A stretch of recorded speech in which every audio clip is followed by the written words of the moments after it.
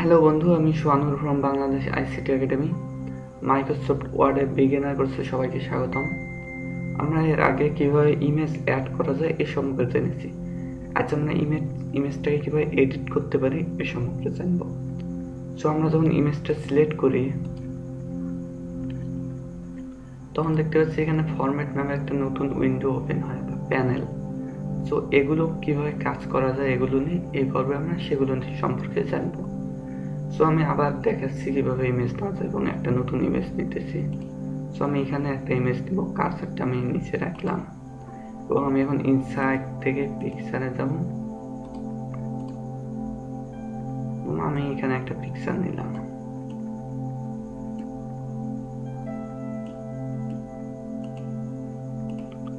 এখন আমি এই পিকচারটাকে এডিট করব। এখানে আমরা যখন পিকচারটা সিলেক্ট করছি তখন দেখতেছি এখানে ফরম্যাট নামে একটা নতুন প্যানেল ওপেন হচ্ছে। সো আমরা যখন সিলেক্ট করব তখন ওপেন হবে।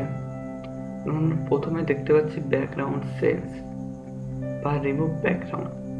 আমরা এখান থেকে কোনো পিকচারে ব্যাকগ্রাউন্ডটা রিমুভ করতে পারি, যেসব সহজ, যেমন এটা কমপ্লেক্স এটা কিন্তু রিমুভ করা যাবে না, এই কারণে তোমাকে ফটোশপ কিংবা অন্য সবাই থেকে রিমুভ করতে হবে। সো তারপর আছে কারেকশন। এখান থেকে আমরা কন্ট্রাস্ট, ব্রাইটনেস, শার্পনেস এগুলো আমরা চেঞ্জ করতে পারি। সো এখানে প্রিভিউ দেখা যাচ্ছে, আমি যদি মাউসটা রাখি তখন দেখা যাচ্ছে এটা কি সিস্টেম হবে। সো আমি এভাবে এখান থেকে আমি কন্ট্রাস্ট বাড়াতে পারি।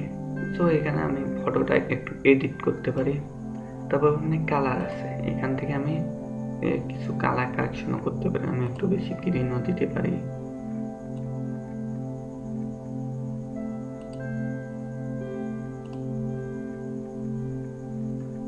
সো এইভাবে আমি এটাকে ফটো এডিটটাও করতে পারি এবং এখানে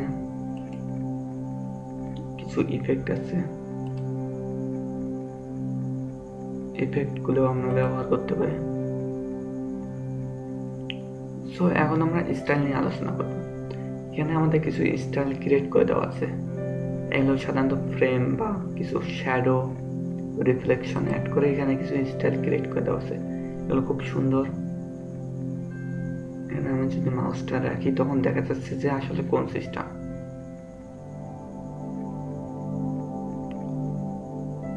সো এখানে আমরা রিফ্লেকশনও দেখতে পাচ্ছি।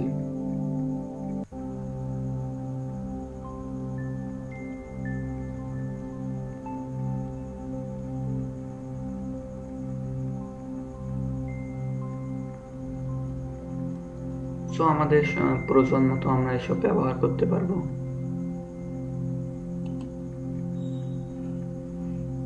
আমি এইটা রাখতেছি।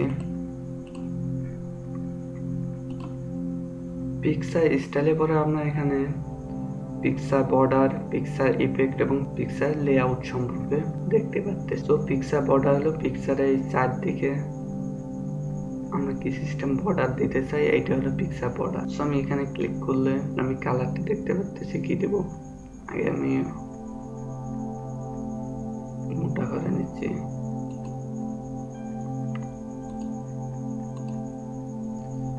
বর্ডারটা চেঞ্জ করলাম এবং এই কালারটা চেঞ্জ করলাম। আমি চাইলে এখানে ড্যাশও দিতে পারি।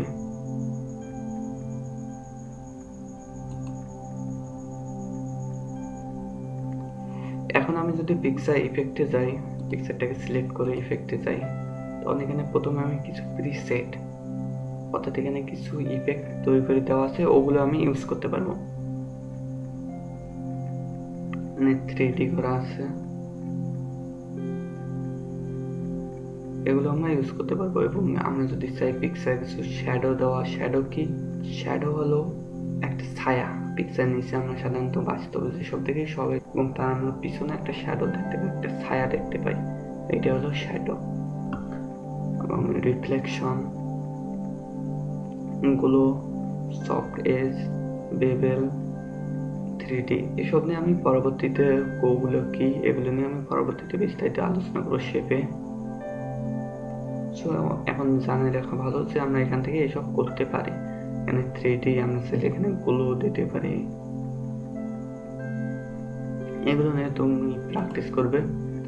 পজিশনটা হলো আমাদের ইমেজটা কোথায় থাকবে, এই পেজের টপে কোন দিকে থাকবে আমরা এটা এখানে নির্ধারণ করে দিতে পারি। এই পিকচার পজিশনটা যে টপ লেফটে থাকবে, টপ মিডিলে থাকবে কিংবা টপ রাইটে থাকবে, এগুলো আমরা এখান থেকে পজিশন করে দিতে পারি। এবং ওয়ার্ক টেক্সটটা হলো যে আমরা এখানে যে এই লেআউট অপশনটা দেখেছি এইটাই, এখানে আমরা এই সম্পর্কে আরো বিস্তারিত পরবর্তী আলোচনা করব। সেন্ড ব্যাক এগুলো নিয়ে আলোচনা করব। অ্যালাইনটা খুব গুরুত্বপূর্ণ, এগুলো নিয়ে আমাদের একটা পুরো ভিডিও থাকবে সামনে। সো আমরা যদি লেফটে অ্যালাইন করতে চাই লেফটে, রাইটে করতে চাইলে রাইটে এখানে করতে পারি। সাধারণত এগুলো সাধারণত একটা শেপ কিংবা পিকচারে আমরা এই অ্যালাইনটা ব্যবহার করে থাকি। এবং আমরা যদি চাই পিকচারটাকে ক্রপ করতে পারি, এই জন্য এখানে ক্রপ করতে পারি। আমরা পিকচারটাকে ক্রপ করতে পারি, অথবা আমরা যদি চাই পিকচারটা কোনো একটা শেপ আকার ধারণ করবে, সেই জন্য এখানে ক্রপ থেকে আমরা এখানে ক্রপ টু শেপ থেকে আমরা ক্রপ করতে পারি। সো এভাবে অনেকভাবে আমরা করতে পারি, এগুলো নিয়ে আমি পরবর্তীতে বিস্তারিত আলোচনা করব। আজ এই পর্যন্ত, আগামী ভিডিও দেখে আমন্ত্রণ জানিয়ে শেষ করছি। Thank you. আরেকটা কথা, প্লিজ ভিডিওটা শেয়ার করো এবং সাবস্ক্রাইব করো।